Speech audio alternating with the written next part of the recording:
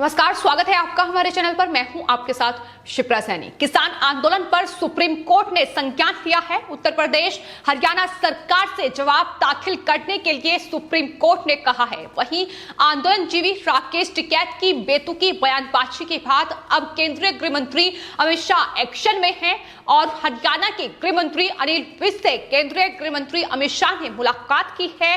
किसानों के मुद्दे पर दोनों नेताओं के बीच बातचीत हुई है, लेकिन सबसे पहले बात सुप्रीम कोर्ट के एक्शन की करेंगे। दरअसल जिस तरीके से पिछले कई महीनों से ये किसान आंदोलन चल रहा है, दिल्ली के अलग अलग बॉर्डर्स बंद हैं और चाहे बात गाजीपुर बॉर्डर की जाए, सिंगू बॉर्डर, टिकरी बॉर्डर, ये तमाम दिल्ली से सटे हुए वो बॉर्डर हैं जहां पर इन किसानों के टेंट है और कहीं ना कहीं सड़कों को पूरी तरीके से बाधित कर रखा है, आवाजाही बंद कर रखी है। और यही वजह है कि सुप्रीम कोर्ट में एक याचिका किसान आंदोलन के चलते जो सड़कें बंद है उसको लेकर दायर की गई थी।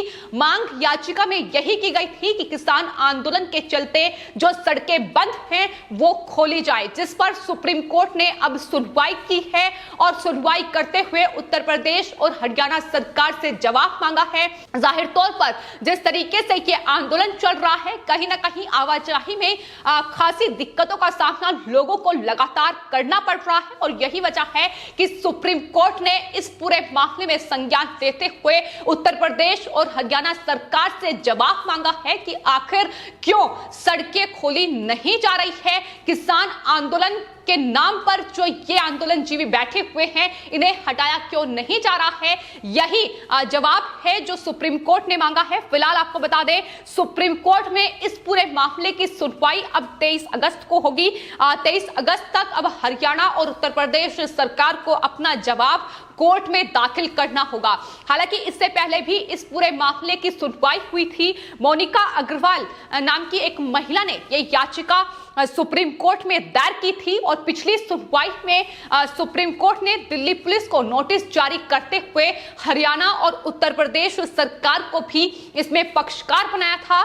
और आपको बता दें, जस्टिस संजय किशन कौल की अध्यक्षता वाली बेंच इस पूरे मामले की सुनवाई कर रही है। जस्टिस कौल की बेंच ने ही शाहीन बाग के मामले पर भी फैसला दिया था और उस फैसले में उनकी तरफ से ये कहा गया था कि आंदोलन के नाम पर किसी सड़क को लंबे समय तक के लिए रोका नहीं जा सकता है। ये महत्वपूर्ण टिप्पणी जो थी वो जस्टिस संजय कौल की बेंच की ओर से की गई थी और वही इस पूरे मामले की सुनवाई भी कर रहे हैं। तो किसान आंदोलन के नाम पर जो ये तमाम आंदोलनजीवी तथा कथित किसान नेता एक फर्जी आंदोलन चला रहे हैं, एक राजनीतिक आंदोलन चला रहे हैं, उसको लेकर अब सुप्रीम कोर्ट ने संज्ञान लिया है। लेकिन वहीं दूसरी ओर आपको बता दें, अब संसद का मॉनसून सत्र शुरू हुआ है और विपक्ष का भारी हंगामा, इन आंदोलनजीवियों का भारी हंगामा संसद में देखने को मिला। लेकिन इसी बीच आपको बता दें, सदन के अंदर अपने कार्यालय में केंद्रीय गृह मंत्री अमित शाह ने हरियाणा के गृह मंत्री अनिल विज से मुलाकात की है।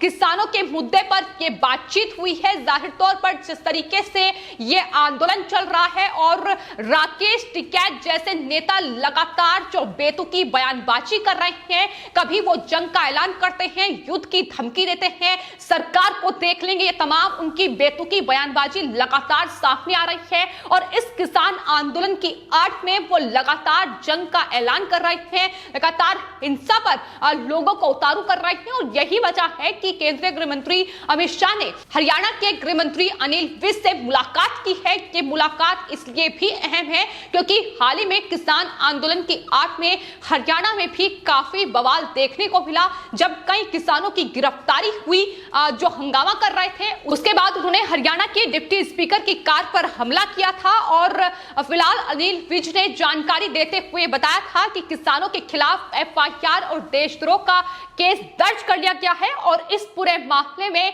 जो ये प्रदर्शनकारी किसान हैं, ये अब उन तमाम किसानों को रिहा करने की मांग कर रहे हैं। हालांकि इस पर हरियाणा के गृह मंत्री की ओर से दो टूक ये कहा गया कि देश का कानून किसी के कहने, धरने या किसी की धमकियों से नहीं चलता है, कानून तो अपने ढंग से ही चलता है। इन बातों का कोई असर नहीं होगा, यह साफ तौर पर उनकी तरफ से कहा गया। और अब केंद्रीय गृह मंत्री अमित शाह से उनकी मुलाकात हुई है, जो कि उन्होंने ट्वीट करते हुए ही जानकारी दी है। उन्होंने बताया है कि केंद्रीय गृह मंत्री से मुलाकात हुई और हरियाणा के राजनीतिक हालात, कोरोना की तीसरी वेव, हरियाणा में चलाए जा रहे वैक्सीनेशन अभियान और किसानों के मुद्दे पर गृह मंत्री अमित शाह से विस्तार से उन्होंने चर्चा की है।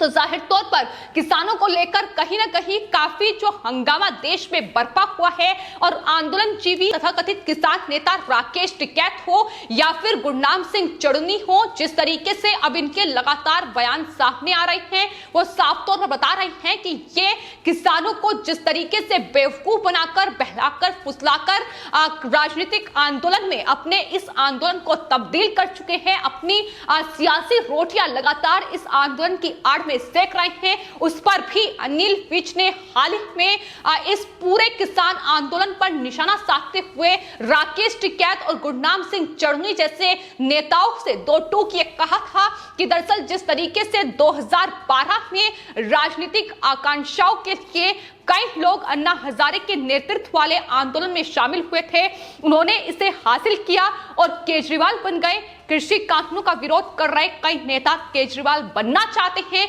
ये उनकी तरफ से कहा गया। उन्होंने कहा कि उनके राजनीतिक मकसद हैं, फिर चाहे वो गुरनाम सिंह चढ़नी हो या फिर राकेश टिकैत हो। तो साफ तौर पर 2012 में ये देखने को मिला था कि किस तरीके से अन्ना हजारे के आंदोलन में केजरीवाल शामिल हुए थे और उसके बाद उन्होंने एक अपनी अलग पार्टी बनाई, सिर्फ राजनीतिक मकसद के लिए वो इस आंदोलन से जुड़े और फिर जो मुख्य मुद्दा था उसे छोड़ दिया। ठीक वैसा ही इस किसान आंदोलन में भी देखने को मिल रहा है। शुरुआत 3 नए कृषि कानूनों के विरोध से हुई, लेकिन उसके कुछ ही वक्त बाद जब सरकार से बातचीत का कोई हल नहीं निकला, तो अब ये पूरा आंदोलन राजनीतिक आंदोलन में तब्दील हो चुका है।